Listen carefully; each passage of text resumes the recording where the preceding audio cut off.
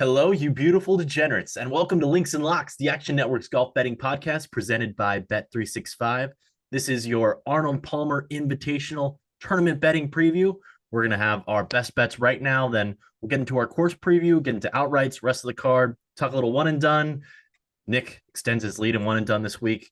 Then we're going to go briefly talk about the Puerto Rico Open if the guys have any plays there. Then we'll go through our rapid fire and call it a day. But this is the Arnold Palmer Invitational, second of three player run invitationals on the PGA Tour. First one was a Genesis run by Tiger Woods. This week, we are at Bay Hill Club and Lodge in Orlando, Florida. Spencer, you hit on your best bet last week with Chesson Hadley over Matt Kuchar pretty easily. What is your best bet this week? So, Roberto, I'm going to give two matchups on the show this week. I'll save the second one for later. I think both had very similar returns. Kind of get this high-end numbers on the two players that I'm fading that end up getting drowned out with these really wildly volatile profiles. I didn't necessarily see much of a difference. Just want to preface that before I get into the play. But I'm going to say Jake Knapp minus 115 over JT Poston. Okay, so Jake Knapp, newest rising star on the PGA Tour over JT Poston. Nick, what is your best bet for the Arnold Palmer Invitational? I'm going to go back to the placement market despite the debacle of the Bear Trap and Carson Young last week. I'll go Adam Hadwin, top 20, where ties paid in full at plus 180. All right, Adam Hadwin, the Desert Fox, plus 180 is Nick's best bet. I'm going to go with a fade of Harris English.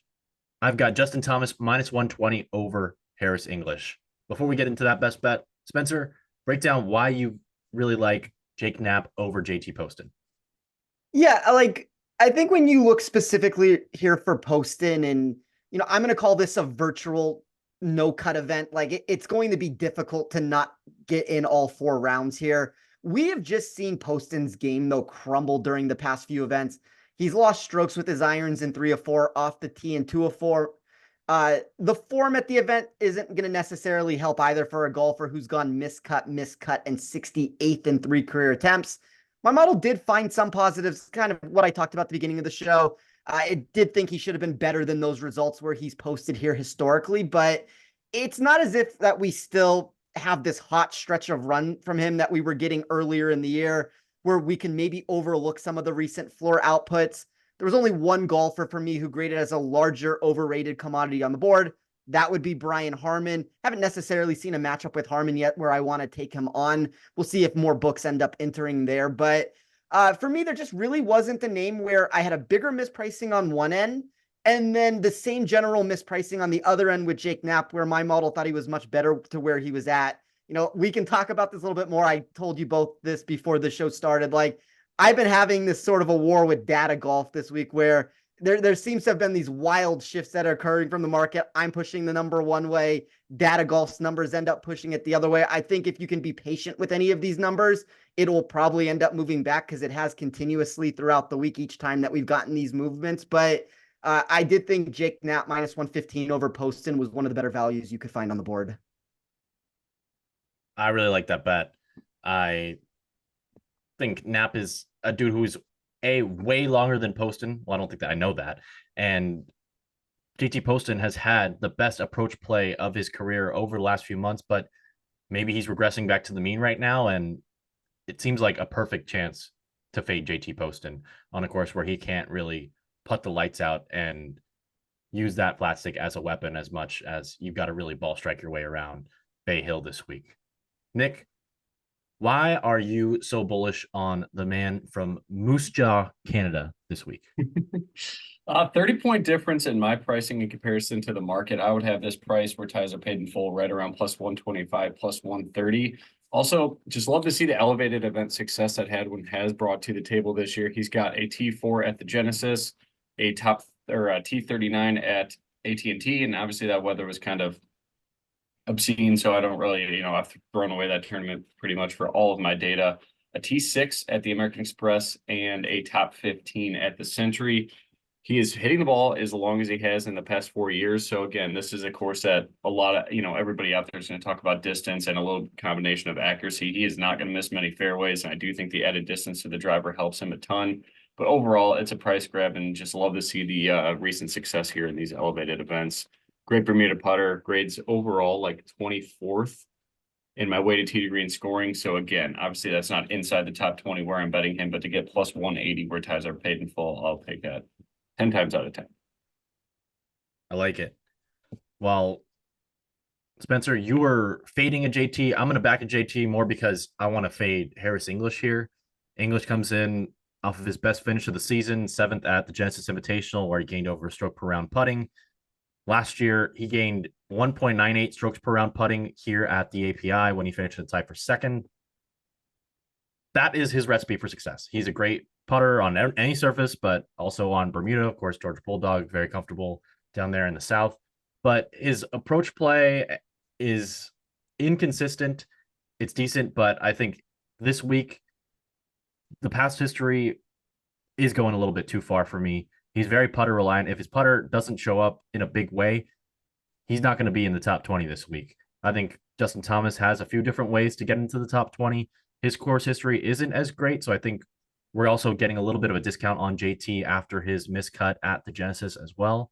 So I like the buy low, sell high aspect of this matchup on two golfers that I think are just in different tiers. I think JT is a lot better golfer overall than Harris English. So I'm going to fade Harris English by buying JT at minus 120 on this matchup. Guys, we mentioned a few different aspects of Bay Hill, but let's get into our course preview. Spencer, I'll let you have the first crack at it. Yeah, I think Bay Hill's a very awkward course. It's been known to present a unique dispersion of scoring throughout different iterations of the contest over the year. Like, you don't have to look any further than the last 4 years of running this. You've got an approach around the green, off the tee totals. They've each taken their turns holding most of the precedence for success. We have talked on this show in the past about how that answer sometimes convolutes the handicapping process when we can't refine our data to a more specific area of the board. I don't necessarily want to make that sound more complicated than it needs to be, because there are still returns that are simple to build when you dive into, let's just say, how someone has performed historically on long and challenging courses, the thick rough that's going to be here when you miss the fairway, fast Bermuda greens. All of those things come into play, but the fact that you can excel in any of those main tee to green elements and still get a solid outcome did tell me a story that this is an all-around course that's going to demand at least a few key ingredients to work your way up the leaderboard. I noticed that almost all your scoring has to come on the 4 par 5s and 3 shorter par 4s, specifically 2 of those par 4s. Those par 5s deliver between a 39% to 56% birdie or better percentage. The only other 2 holes that yield a birdie rate over 17.5% would be those 2 shorter par 4 locations that I just talked about. I think it's also worth noting that you need to control your ball out of the rough. It can be nearly impossible when you miss the fairway because of this dense nature of the grass. Most approaches will lack the apex and spin needed to hold the fiery greens. That's going to add to the 6% increase that the field experiences from 200 plus yards versus a standard track. For me, I kind of found it most essential to just pinpoint golfers who can combine that total driving.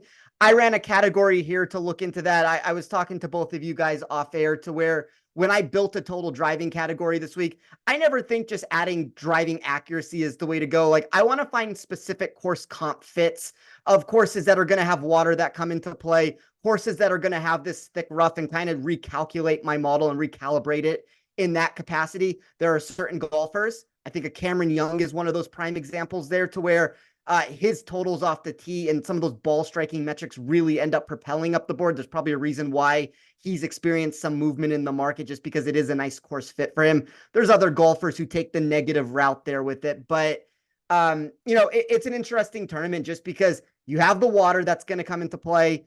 I keep calling this essentially a no-cut tournament. I do think it's difficult to miss the weekend here. So when that is the case, no bet is really ever safe until you get into the clubhouse on Sunday. Probably lower some of the projected win equity returns in the matchup markets.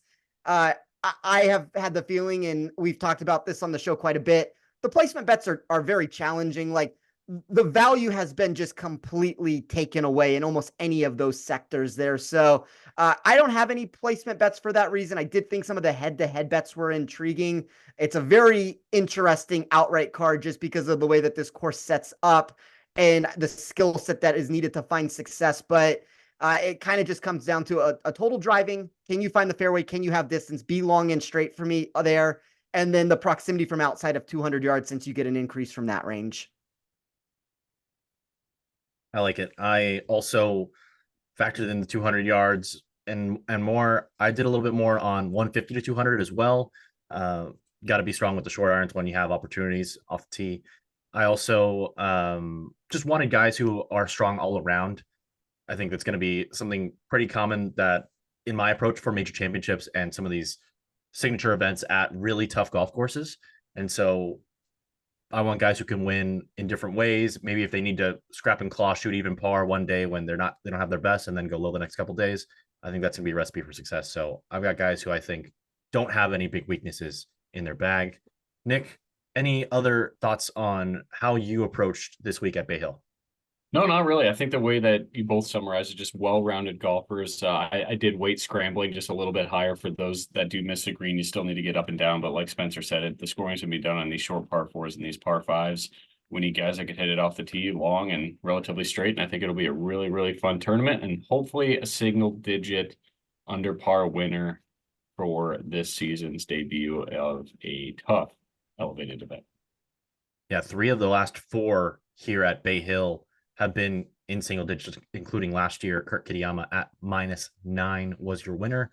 He's also in the field this week, of course, and he's in the field this week. 3 out of the last 4 tournaments here have been decided at single digits under par. I think it's really wind correlated, and it looks like there might be some wind at 20 miles an hour. I thought a lot of people last week at PGA National, Cognizant Classic, it's a coastal course. If there's wind, it's going to play harder. If there's no wind, it's going to play soft. And if there's rain and no wind on a Monday finish, it's going to play extremely soft. So I think people complaining about the setup, it's just wind related. But moving on to this week, we've got our outright card ready. Spencer, you're on the tee first. So I've talked about this on the show quite a bit recently, and I kind of continue to be under this belief that while we are getting a lot of, let's just say 100 to 1 plus winners during these contests, I don't know how outlandish most of those names have truly been when you dive into their profiles. When you look into my model, and I'll include the random spot where my math seem to hate Nick Taylor at the Phoenix Open. There are 2 definite outlier wins from Grayson Murray and Nick Dunlap. That those are the 2 biggest things that I would say come into play. But it's still been this slew of top 25 projected win equity golfers for me when I've run my math at the end of the day. It doesn't mean I've necessarily landed on all the correct names when picking an outright card. We can't choose everyone when we do that. But I'm also not looking at these tournaments as ludicrous as the results maybe have looked of this coming out of left field. Now, I think here's the question, and this is the biggest thing to talk about, is we haven't necessarily gotten that elite name to capture a title. I think that's a fair point that anybody that wants to talk about that. Maybe some of that is the merger of this combination of easier scoring. You talked about that last week when we look at the Cognizant. Maybe there's something to be said also about just the removal of certain players from the field. But when I look at Bay Hill, this is a much different course than we've gotten in a lot of these different iterations of these winners. So I talked about this during the course breakdown. You have to be long and straight off the tee. You have to be able to excel from outside of 200 yards. And I agree with you, Roberto. Like, I ran a separate portion of my model from 150 plus, but that's also more of those major championships sort of pedigrees where there's difficult scoring, errant drives and approaches end up getting negatively impacted there. I want these high-end golfers that can find success. So for me, there were 4 names that really popped in my model. And this is where it was like, any of these 4 names, it creates a much different output of a card depending on which way you go. But Scottie Scheffler, Rory McIlroy, Victor Hovland, Ludwig Åberg. Those were the 4 names to where I was trying to figure out, did I want to have a very top-heavy card with Scottie or Rory and just leave it there? Or if I wanted to maybe go in the route of Hovland and Åberg together. I think it's very close. I wouldn't necessarily talk anybody out of any of those routes there, but I did decide to start my card with Scottie Scheffler at 7-1. He broke my model in so many ways this week. Graded first for weighted tee to green, first for strokes gained total on long rough, strokes gained total in the wind. You talked about that potential for the wind to impact this a little bit later in the week. This course is going to probably bake out and speed up there. First for ball striking, weighted proximity. Like, it's all the things that you want to find of a golfer that now all of a sudden we put him at a course where, you know, if he can be neutral with the putter, I think this is the sort of tournament where he can win because of the harder scoring conditions, this increased capacity for hitting a tons of greens and regulation and trying to salvage par in a lot of those areas. He has the upside potential to score on any of those par fives or the shorter par fours. You know, maybe you could make the argument that as a whole with an industry, we've overplayed this Scheffler sub 10-1 game in the outright market every week. I mean, he's not necessarily winning at these prices, but I think the counter argument that I would like to make to that is you're also not forced to bet him during every single one of those tournaments. I think a 7-1 price here is vastly different than at a course where putting becomes more of a staple for success.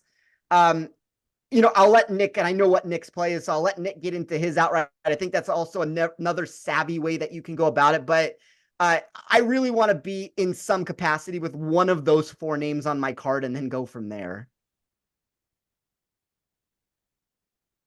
Nick, who you got on your outright card? I went with Rory for literally the same exact reasons that Spencer just said. I guess the only downside in Rory's game currently, I guess if you're looking at recent data with the approach game, it's not where you want it to be, but the course history here is fantastic. It is one of the more predictable courses. But yeah, him and Scottie have damn near twice as much implied probability in my model to win this tournament than the next guy, which would be for me, number 3 is Xander, and Victor Hovland right behind him. So it was tough. I have 3 outrights. I did break my rule of risking more than 1 unit in the outright. So I do have 1.16 units in the outright market. 0.78 of that was going to Rory at 9-1.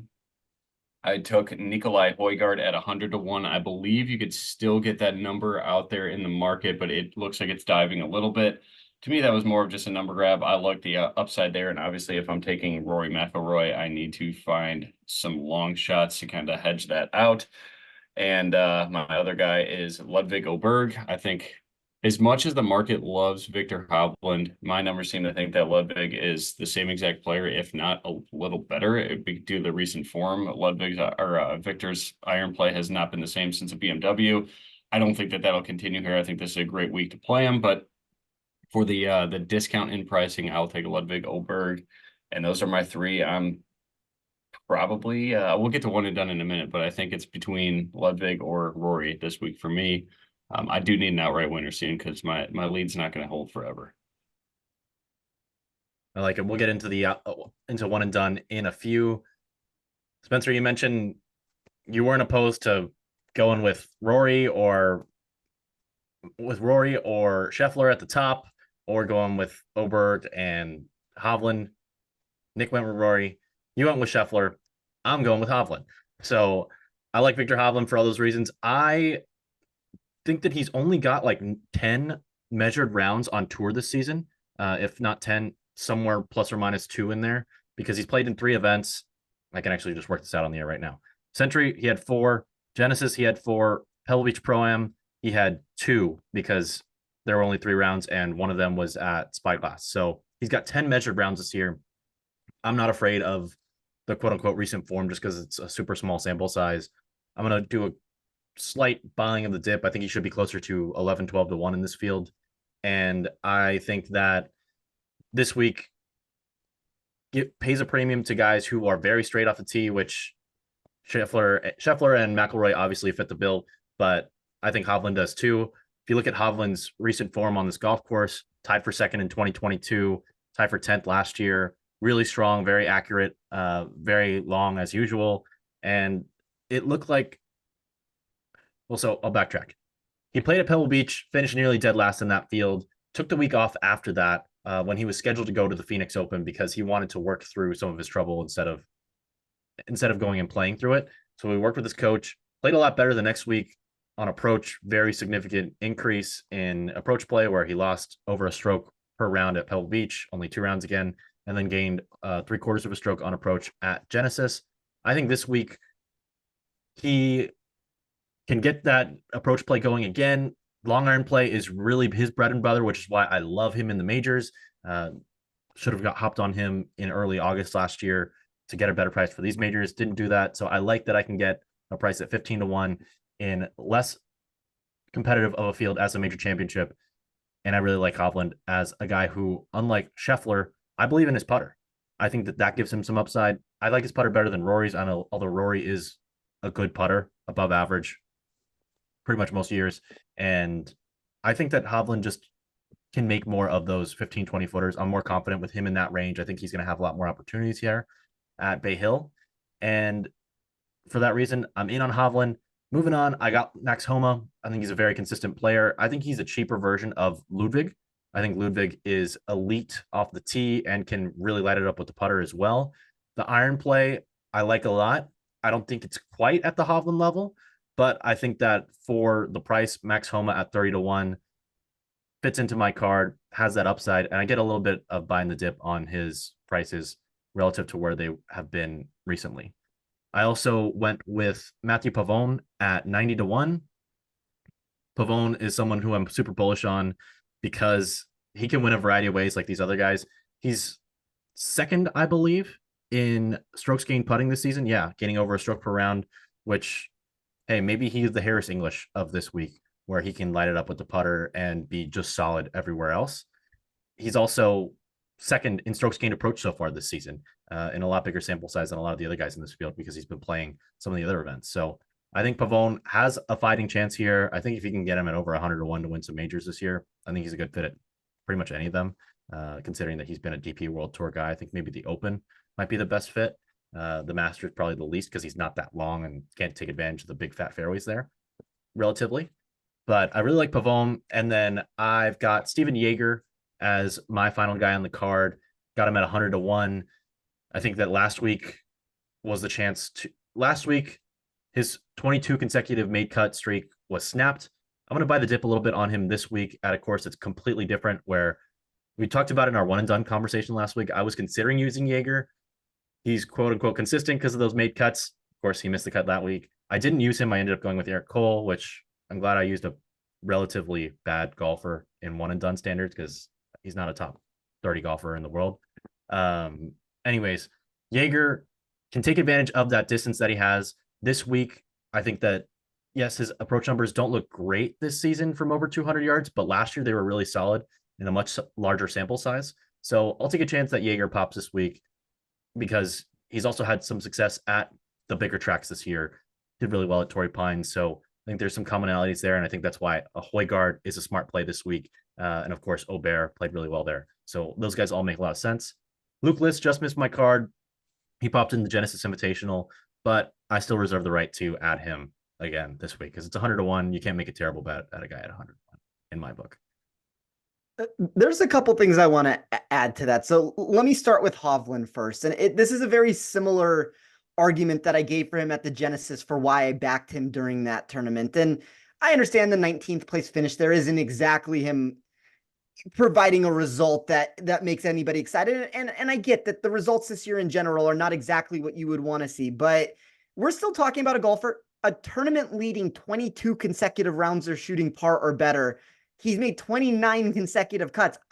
This is an overblown situation, in my opinion. Yeah, the metrics don't look quite as great over the last little bit, but this is not a golfer that's imploding himself off the map any single time he's putting himself on the course. Like, I think the game is much closer than the public perception is. So anytime you get Hovland at one of these courses where you have thick rough, that's where his numbers skyrocket. Like, he is a great total driver of the ball, but then when you also can add this potential for him to be able to kind of lap the field in a lot of areas when it comes to strokes gained when given thick rough, when you do have to be put in that spot, specifically with the longer irons, he's a very intriguing name. I saw that number drift very like in the middle of the day on Monday into like more of the 16-1 range there. And it would have been interesting if that was the number that I initially got, if maybe this would have been a different sort of an output that I would have put together. So I like the Hovland play. He's one of those four names for me that makes a lot of sense. And then with Jaeger, I agree with you, Roberto. I think this is a very nice buyback spot for him. He skyrockets in my model for projected weighted tee to green for this course. I think that a lot of people in a lot of different capacities are not going to want to be on him just because of what we've seen. I will say I successfully, at least I'll call it successfully because I didn't get a miscut out of it. I successfully bluffed Steven Yeager last week, didn't end up taking him, took Russell Henley, watched that go to hell over the last, handful of holes there on Sunday. So didn't earn very much money. Nick extended his lead. We'll have to try to figure out a way to make money back here. But this is a nice spot for Yeager. Like, for me, there are a handful of guys that if you're trying to find the golfer who's going to be 80, 90, 100 to 1 that can win this contest, I think Yeager, Højgaard, these are the names for me that kind of made the most sense, that they have that upside potential to where if they put the pieces together, they can compete. I will say that List and Højgaard are the first two guys in that order that I have not put on my card that I probably will this weekend. So I really like those two guys because of their upside, and also they can get hot with the putter too. I wanted to mention that Yeager, my risk profile is a little bit more out there than most people, so I'm cool with putting a couple 100 to 1s on the card. I've got 0.93 units on my card so far, so I do have a little bit more room. If I do 100 to 1 on one guy, that'll get me right at 1 unit. But I do think Yeager is somebody whom I am looking to back in a matchup, because I think he has a high floor and a potentially high ceiling as well. And I think it's a nice spot to buy the dip. I haven't seen a matchup available on him against anybody yet, so I'm going to keep my eyes on that throughout the week until Thursday. Fellas, let's get into our rest of the cards. Spencer, I'll let you go first. I'm not sure that any of us have very much in this market right now. I have one more matchup. I have nothing else outside of that. I took Will Zalatoris. You can find that currently -108 over Min-Woo Lee. It kind of goes back to what I was talking about at the beginning of the show. There has been some wild movement on this play over the past 24 hours. So when I released it on Monday, this line catapulted up to -135. There are other sites out there that push this number back down and more into this range of -108 now. But I can't help but look at this Min-Woo Lee profile and not see one of the strangest returns I've ever gotten for a golfer. You're going to get that upside. It's very prevalent in certain capacities of the market. He ranks second in my model for both projected par 5 scoring and proximity outside of 200 yards. That's going to be the intriguing answer for a tournament that's going to likely give him 4 days to excel on the more accessible scoring holes at the track. But then there's also this downside that ramped up in most of the other areas. He's lost an average of 4.5 strokes off the tee during his 2 previous starts at Bay Hill. I'm never going to be one that over-evaluates or over-extrapolates those numbers since it's such a small sample size. However, the more significant issue came from the projection in my sheet that did believe that those returns were somewhat to be expected. He ranked 54th in this field for anticipated total driving for this course. Like, I talked about how Cam Young saw an upside increase for this sort of a venue. Min-Woo Lee would be the opposite of that answer, where he saw the negative drift. Didn't like him at courses with water in play. It didn't project them well on tracks with thick rough. There were just so many bottom end answers that did go with a good profile that pushed him into this range for me, that if I'm trying to find a matchup here, and I mean, there's a small sample of like miscut equity. Like, it's not impossible that Min-Woo doesn't go out and implode on Thursday or Friday. And I think that's a potential that where he just ends up missing the cut even still. And we can just not have to worry about what is going to come into play on Sunday, to where, there's a chance that Min-Woo can surge the leaderboard while out of contention on Sunday, and Zalatoris, while in more contention, finds the water a couple times, and you see this matchup flip. And that's why, while this matchup had more of an advantage for me, I still picked the Nap over Poston matchup, just because Poston didn't have quite the high-end upside that I got in my model from Min-Woo, but thought this was a really good spot to fade Min-Woo. A lot of people are on him this week. There's a lot of steam in the market in different portions just because of where he's been priced in some areas. And then if we look here specifically, like, his outright number seems to be a much better player than some of what these matchups are. But I don't know. I think this is an interesting spot to fade him because of those driving numbers he has. I'm telling you, on both those matchups, I really like that each player you're fading in those matchups, I feel like, has a significantly lower floor than the guy you're backing. And I think that, just like you said, Poston doesn't have that upside. Min-Woo Lee does have some upside, but hey, Zalatoris does too. I think his swing, while he doesn't have the same ball speed that he had quite last year, it's still above the tour average. I think the swing is in my very amateur swing analysis section here of the podcast. I think it looks really consistent. It looks more repeatable. There are fewer things have to go right for him to swing consistently. And so I like that for Zalatoris. We just saw him pop up at the one hard course he's played so far this season. So we're going to another one. He doesn't have as many yips with the putter. He does hit it off the toe a little bit, but hey, he's got a mallet now. It looks a little, it works. So give me Zalatoris in the first impod play, I guess second, because I'm tailing the post and fade as well. So I'm in on those. Nick, who you got in your matchup / placement bets? I haven't punched a ticket yet, but the only one that I was technically having an edge on, other than the post and play of just trailing Spencer because he's been on fire with the matchups his whole damn golf betting career. But what are you guys' thoughts about Corey Connors over Russell Henley minus 114 aside? Absolutely hate the book that's offering this. We won't get into details there. And minus 114 aside's highway robbery, but I have Connors at minus 130 in this matchup. The issue I have here, though, is if the course does dry out, I think that's advantage to Russell Henley because he can hit more fairways. He's a better putter. As rough as that sounds to say Russell Henley's a better putter than somebody, he is a better putter than Corey Connors, according to my numbers and projections here. But I still think that this is a good spot for Corey Connors, just with the distance, the accuracy, the iron play, as opposed to Russell Henley kind of struggling with that avenue of his game in comparison to who he is as a golfer. But I am worried about the course drying out and not playing the no cut, quote unquote, I guess, hard cut of Russell Henley there. I think if you look at Henley's profile, and we even saw it a little bit last week, while he is not a good putter, and that is something we all know, you put him on some of these quicker, fast Bermuda surfaces, he skyrockets. And that was one of the reasons why I used him as my one and done last week, because I was hoping that if the ball striking ended up being what I was hoping it was going to be, and it never really quite reached that level, that the putter could get hot in a spot. Like he's 54, overall in putting, 56 over his last 24 rounds. He's inside the top 15 for me when you put him on one of these quick Bermuda surfaces.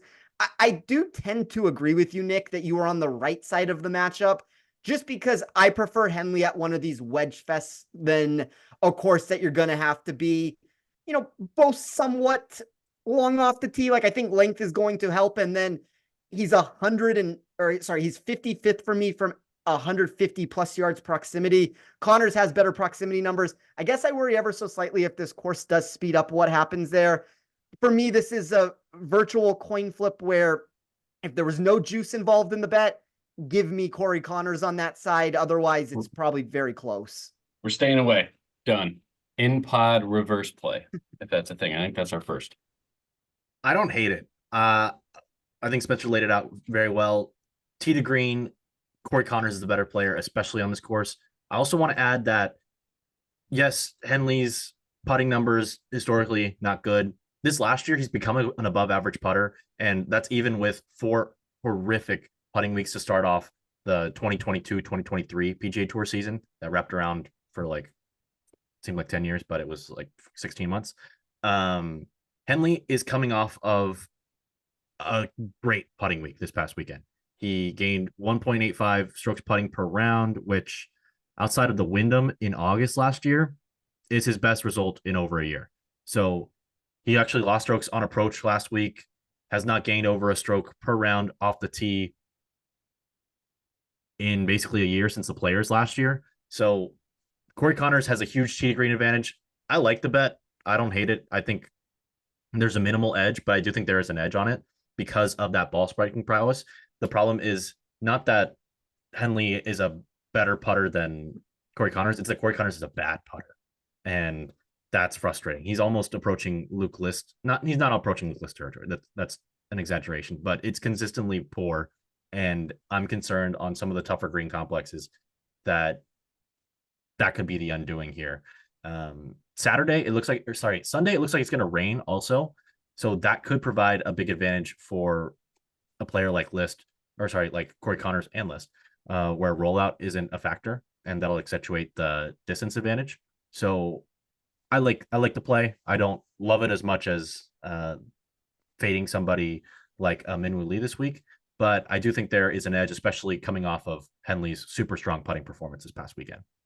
Yeah, and I also like just want to double down on that to where like I may not find value at where the number is on it, but I think Nick, where he laid it out, he's on the correct side. If you were to force me to take one side of the matchup, I think the Connors route is the right way to go. And if it's softer conditions on Sunday, like you just talked about, Roberto, I think there is more of a significant edge that comes into play there for Connors to where maybe that ends up pushing it up a little bit higher up on the sheet. So, it's just one of those things for me where it's a stay away, but definitely like if you were to make me pick a side, I think that's the right side, Connors.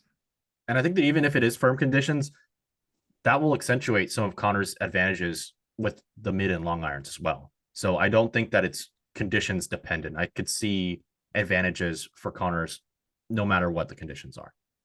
Yeah, the way I originally ran it was not with softer conditions. It was for things to be speedier, and it still liked Connors there. It would probably help him a little bit more the other way. But I agree, like Henley's proximity numbers leave so much to be desired this week. We also mentioned how it's going to be firm and fast this week. We think last week at the Cognizant first hour of our PGA Tour Live main feed, they had a rules official on who said that they have the greens a little bit slower because they wanted to not make it too grueling of a Florida swing where Valspar's coming up, the players coming up, and Bay Hills this next coming week. Now this week, hopefully that means it's going to play really tough this week. That's what I would like. And I think all of our players that we bet on would benefit from pretty tough scoring conditions. Guys, I actually had two bets that I was considering. We touched on some of these guys. I had Corey Connors plus 220 for low Canadian. I was intrigued by that. I think that might be another way to back Corey Connors and some of his upside against a few Canadians that I don't think have that top tier upside. I know that you like Hadwin, Nick, and I think that he is very consistent, but I do think Corey Connors has another gear that he can get to that Hadwin can't. But after looking at some of those recent putting numbers, maybe it's better to just bet on Corey Connors for top 20 than to bet on him being the low Canadian. I don't know. The putting's kind of scaring me off of that one. And then my other one that I was considering was Ben On minus 110 versus Minwoo Lee. Ben On has been really, really solid off the tee here and on approach in his history at the Arnold Palmer Invitational. He has lost strokes putting all 8 times that he's been here, including last year when he lost over 3 strokes per round. That's like if you put me on the golf course almost. You don't see people lose 3 strokes putting in PGA Tour events outside of maybe Luke List for like on a round by round basis. Maybe he just only had 1 round. He withdrew. Anyways, we know Ben On has a new putter this year. He's actually above average putting. The broomstick looks really good. We already have the Minwoo Lee fade from Will Zalatoris. So I think that's probably the way I'll go about it. I wouldn't want to bet both of those. But if you don't have Will Zalatoris available and you only have the Ben On bet, what do you guys think about that one? I think it's the secondary way to go about it. It's kind of what I was talking about a couple weeks ago when I faded Mackenzie Hughes. Like there are some matchups that are going to be better than others, and I preferred the Zalatoris route with it. But I think if you only have Ben On available and that's your second or your only choice that you have, I think that's a realistic route to consider where there is value in that number. Speaking of Mackenzie Hughes, shout out to him for winning the Seminole Pro member that a lot of players had to withdraw from because of the Monday finish at the Cognizant Classic. When are we going to get odds on the Seminole Pro member? That's what I'm asking to sports books. And speaking of sports books, I want to give a big shout out because, as a reminder, the Links and Locks podcast is proudly presented by Bet365. Bet365 doesn't do ordinary. That's why you get more boosts with them than anyone else. Every day, they power up the odds on hundreds of bets to give you a chance to win more. Bet365 boosts specific markets, your winnings, and even parlays, and they don't stop there. Keep an eye out for their biggest and best odds with the incredible Super Boost. Check out the boost and see why it's never ordinary at Bet365. Must be 21 or older and present in Colorado, Indiana, Iowa, Louisiana, New Jersey, Ohio, Virginia, and 18 and older in Kentucky. Gambling problem? Call 1-800-GAMBLER or 1-800-BETS-OFF in Iowa. Terms, conditions, and restrictions apply. Sorry, Nick, I didn't mean to cut you off there. Saw the Bet365 jump and I took it. Any thoughts on Benny On over Minwoo Lee here? I'm taking that one. I'm with you. Nice. I'm taking the Ben On one. Anything to fade Minwoo, and probably will do the same thing at DFS, and that'll either make or break your week based on ownership projections. Awesome. I'll add that one. I'll play that one for half as much as Zalatoris. I'll probably play that one for around a half unit, and this one because I really want to fade him here.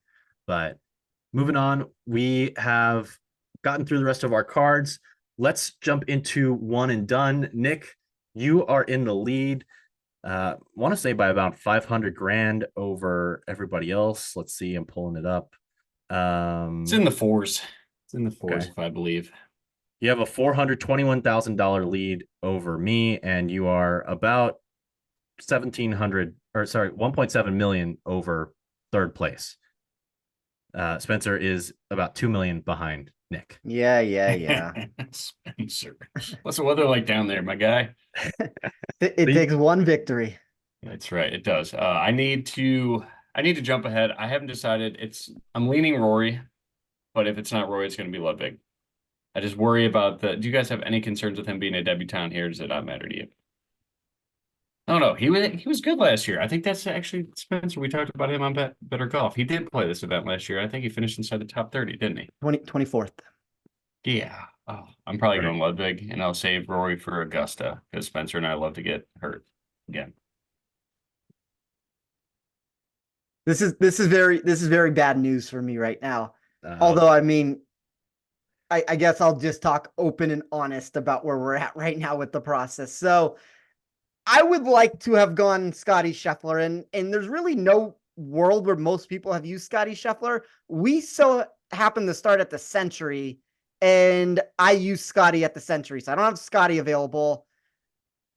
I would love to use Hovland here, which I think would be a secondary problem with Roberto, how it sounds, that I would probably not make up ground there.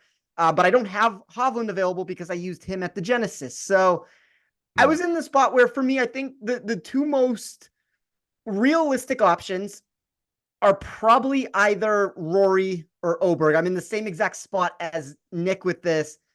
Maybe historically, since I always play Rory at the Masters, this should be the time where I should use Rory here.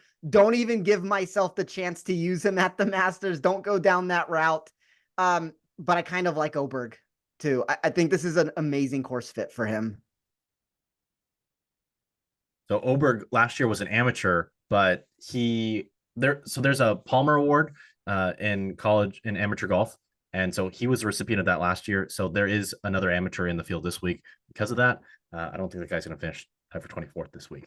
But anyways, I have used Oberg, so he's out for me. I think I used him too small of a purse now that we've seen his trajectory because I got him at Farmers, but I did get a 6-figure payout from him. This week, I don't know who I'm going to use. I've already put like 4 different guys in and swapped them out. I had Rory in there. I thought that Nick might use Rory. Now it's sounding like he might not use Rory. So my chances of using him have skyrocketed. I'm also intrigued by leaning Rory. I'm intrigued by Hovland. Rory.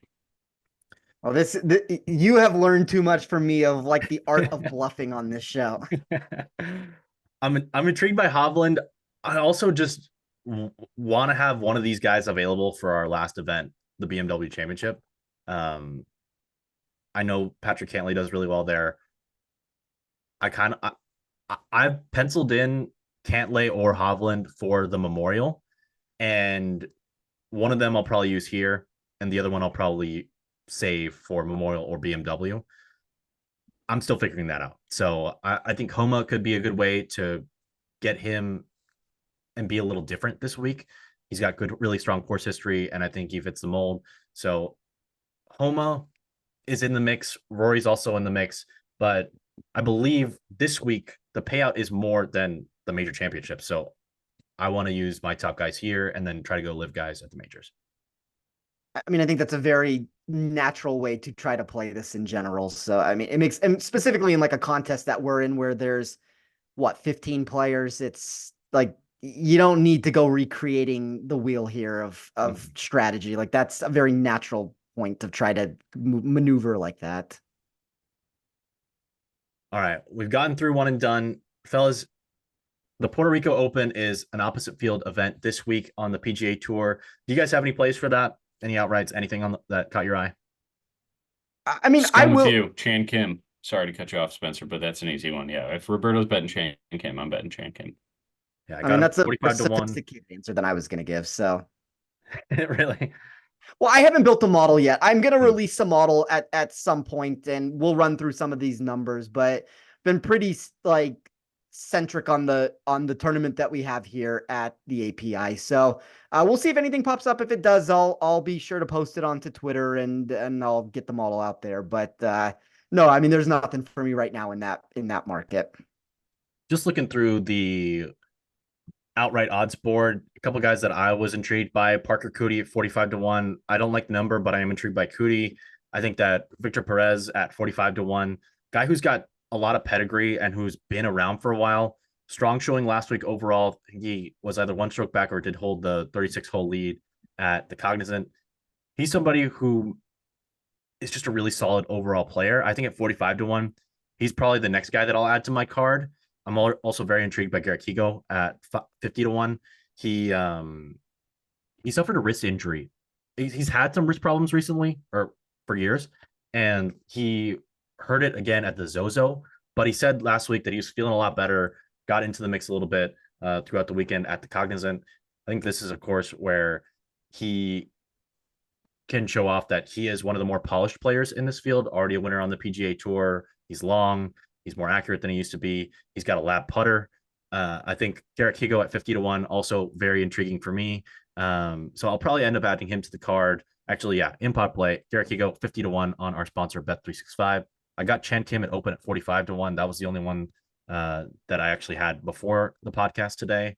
And then outside of those guys, Aaron Wise, where's he been? He's 65-1 at the Puerto Rico Open field. No idea what he's going to shoot. He's kind of the Anthony Kim of this week. Of no one knows what's going to happen. Where's he been? I'm intrigued by Aaron Wise. Gonna learn something from him this week, no matter what. I used to love his game. I know Spencer will say the same too. So Yes. yeah, we're definitely in for Aaron Wise getting back in form, no doubt. I also wanted to note we had this chat in our little group text. Phil Mickelson spotted using a directed force 3. He's a lap guy, so gonna have to bet him in some fashion at the Masters now. I don't know how. I don't know if it's gonna be outright top 20, what it's gonna be matchup. I'm gonna bet something on Phil at the Masters. He's got to be close to even money just to make the cut, I think, at this day and age. So maybe that's your move. That's the only tournament he really cares about. So I'm very excited to see that. Fellas, we'll do a couple quick rapid fire questions here. Looking at the Bet365 odds board, if you had to place a wager on these guys in the 20s, Colin Morikawa is 24-1, Jordan Spieth 22-1. If I give you a free ticket on these guys, Nick, who would you take, Colin or Jordan? Colin. Spencer? I mean, I think it's a nice spot for Jordan, what we've seen historically for him at this venue. I'm not out on him, so I don't give that answer as like this is a fade spot for Spieth. I think it's a nice tournament for Colin Morikawa with some of the intangibles that he brings to this course. Moving along to the 27-1 range, and I agree, I would take Colin. Homa is 27-1, Burns 27-1, Fleetwood's 27-1. Which one of those three guys would you most like to have a ticket on, Nick? I know you guys really like Homa. I'm worried about just the recent form. I guess there's just never been upside anytime I've ever played this guy, but give me Tommy Fleetwood. I was gonna hope you threw Cam Young into that mix. Spencer talked to me into him, but I will go with Tommy Fleetwood. I mean, I'll give the same answer. I'm not necessarily in on Homa as much as Roberto is this week. I think it's a little bit of a boom or bust profile where I guess if we're looking for upside, a market like this would make a lot more sense, where when you look at Fleetwood, there has been a lack of positive upside at PGA Tour events to actually capture the title, but really nice spot for him. Like if it's going to happen, it feels like it's one of these sorts of tournaments where it's a single digit sort of win and he pulls it off at 8 under par, and all that skill set that he brings to the table plays a lot better during a course like this. Looking at the next wave, we've got Cameron Young, Justin Thomas at 31, Willie Z at 32, and Matt Fitzpatrick is also at 32. You know what? We'll throw in your boy, Jason Day Spencer at 35-1. Spencer, flipping it back to you. Among JT, Cam Young, Willie Z, Matty Fitz, and Jay Day, which one would you most like that free ticket on? I mean, I feel like the answer, just from what we've seen historically of players that are like able to win events, like Fitzpatrick's a major championship winner. I feel like he should be the natural point, and maybe this is just a problem of me always feeling like I need to find a way to back Cameron Young in some of these spots. He has shown no win potential on the PGA Tour. Anytime he gets up there, things have fallen apart. But the biggest climber in my model when looking at expected weighted tee to green performance versus his baseline, he skyrocketed in my sheet for all the reasons that I talked about with the driver and how he propelled up in that area. I don't know if it makes sense to bet him where he's at. I wanted to find a matchup with him potentially. There's maybe a route to go there with it, but I like Cameron Young. I'm going to be the person that buys back in for the millionth time during this tournament in some capacity. Maybe not necessarily as an outright ticket, but I will have exposure to him in some area. What do you think, Nick? Next question, Cam Young. All right, moving on. Minwoo Lee's 45-1. I know you guys don't like him. Tom Kim's 50-1. Hideki Matsuyama, winner at Genesis Invitational, is also 50-1. Harris English is 50-1. Okay. Ben On is 50-1. And Sahith Theegala also 55-1. Actually, we're going to make this one big 50-1 range. Throw in Adam Scott as well, 55-1. And our boy Wyndham Clark is 55-1. Nick, throwing it back to you. Among those 7 or 8 guys, who would you most like the outright ticket on between 45 and 55-1? I'm still a believer, Tom Kim. I think he's the best iron player out of the group. I don't think the distance matters a whole lot to him. He's very accurate off the tee, and I like that long iron play. Give me Tom Kim. Spencer? I don't love this range of any of those names that you said, if I'm being honest here. I think Ben On at least has some intrigue to him. I don't know if I necessarily love it to actually win this contest. For me, well, I don't exactly know what to expect from him. I guess I'll go with Hideki. We did just see him win at the Genesis during his last start. At his best, Hideki was the best player in this range, to where he's a major championship winner. He's an immaculate ball striker that always has excelled better at these courses where you give him the ability where if he can make less putts, he has a better chance to win the event. So I'll say Hideki. I don't know if any of those names necessarily bring me to the point of like super intrigue with it, but I think Hideki has the most similar profile of a golfer who is going to win this tournament of past examples of it. I'm a sucker. I like Wyndham Clark the most in that group. I think he's a better golfer than those guys right now. For the most part, I just can't bet him every weekend. After we hit on him at 100-1 at Pebble, I'm cool with laying away from him for now. But what Clark has going for him very quickly is it's the same answer that I've given about Oberg and Hovland, where he is great out of this thicker, rough stuff. I just don't know if I necessarily love him to win this tournament.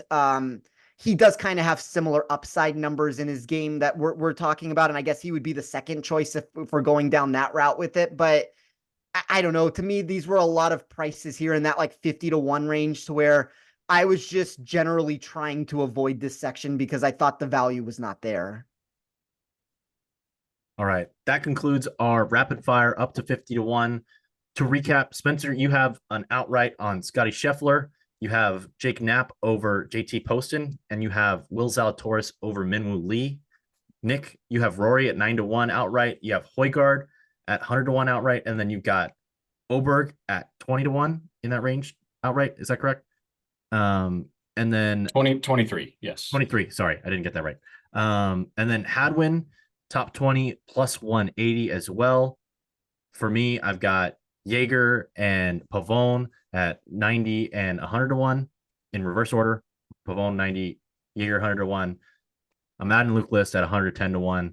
I've got Victor Hovland at 16-1, and I've got Max Homa at 30-1. Any bets that I missed there, gentlemen? That's it for me. All right. We got all those plays. I'm also tailing Spencer's 2 matchup bets. Love those fades. So if you give me the fade of Poston and Minwoo Lee. Oh, and we got another in-pod play where we added Ben On over Minwoo Lee as well at -110. Fellas, where can we find your work? Starting with you, Spencer. Yeah, you can find me over at Twitter at Toff Sports. You can get my model over there. I'm providing a lot of content over for Action Network. The head-to-head plays have remained very hot on that front. Salvage of the week last week. Unfortunately, Carson Young would have been the one with Nick's top 40 on him that would have moved the needle there. He ends up finding the water, so that unfortunately pushed it in the other direction. But very small profit, 3-1 on the head-to-head matchups. Over 70% this year on head-to-heads in general. So gonna try to keep that hot on that front, and you can find most of that available here at Action Network. Awesome. Looking forward to seeing that article tomorrow afternoon on who knows what you'll have. Maybe matchups, maybe more API, maybe more Puerto Rico Open. We'll see what happens. Yeah. Nick, where can the people find your work this week? At Better Golf on Twitter and at StixPicks, STIX on Twitter. Also the Best Bets article this week at Action Network. But yeah, excited to get back in the podcast life with Spencer to talk more DFS. So if you guys are interested in that market, check us out at Better Golf Pod on Twitter. Awesome. I'm diving into DFS more. Got to be in some more tournaments because last time I played, I was first place in a double up, and that doesn't feel very good, even if I had to double up. But you can find me on Twitter at Roberto8213. Next tournament that I'm calling did the Cognizant last week with Christina Kim. That was a blast. Going to be doing the Houston Open later this month. So very excited for that. Otherwise, you can catch me here on Action Network. If you find any typos on any of our golf articles, let your boy know. For Spencer, Nick, and me, and for everybody at Action Network that makes our podcast possible, big thank you to Matt Mitchell, David Payne, Noah Niederhofer, our producers here, and big thanks to you, the fans. Here's to hoping we hit the green this week at Bay Hill.